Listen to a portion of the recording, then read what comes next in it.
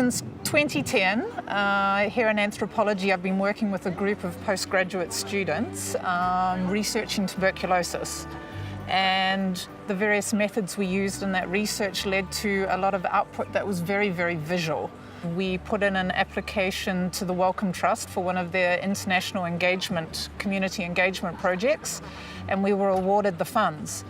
Soon after we received the Wellcome Trust grant, we put a tender out to the artistic community.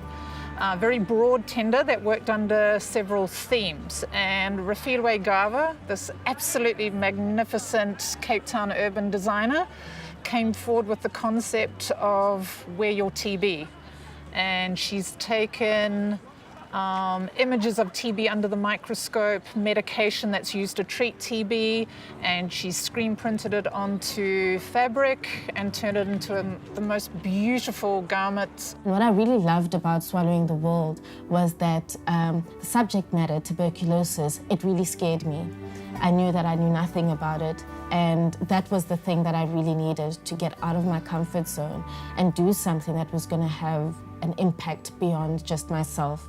Swallowing the World is a phrase from a Salman Rushdie novel, Midnight's Children. And in the book, he says that if you wish to know somebody's life, you need to swallow their world. To just know one person's life, you need to swallow their world. And I was fortunate to have a wonderful young graduate student, Karina Traits, who was working around food and medication and TB, who was looking very much about swallowing and ingesting into the body. And TB is ingested and swallowed and breathed into the body. And she used his metaphor of swallowing the world. And it was such a powerful metaphor that we've used it to frame the entire project, the broader project of Swallowing the World, where we've engaged with artists.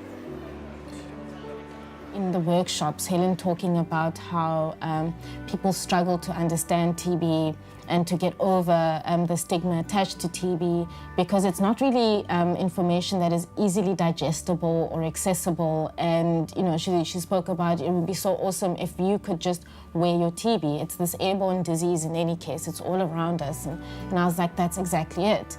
You know, if we call our range Wear Your TB, then, you know, we can get the message out there through fashion.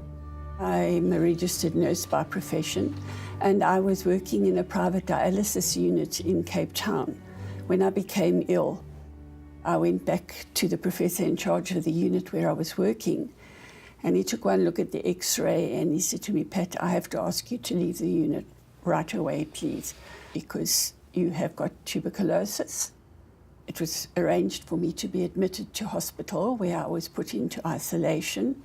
And it was quite strange to be a patient instead of being the nurse looking after the patient. So it also gave me a totally different outlook. And how important it is for medical staff especially to feel and to be compassionate with their patients.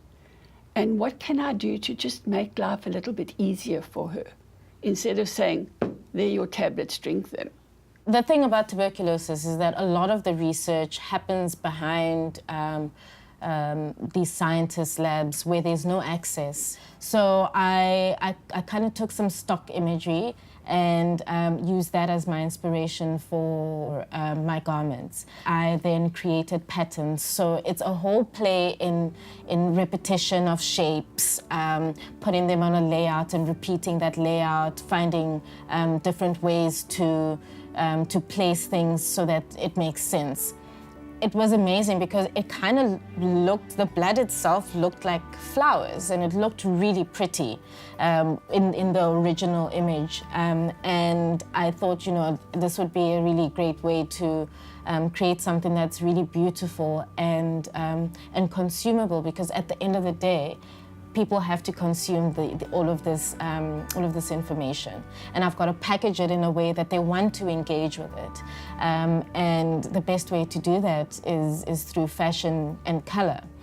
TB demands immediate reactions. There's populations out there being devastated by the ravages of TB. It doesn't choose who it's going to attack. And people in 2017 should not be dying from tuberculosis. And my dad always said the only way we can be a better people is if we use the arts as a vehicle for therapy.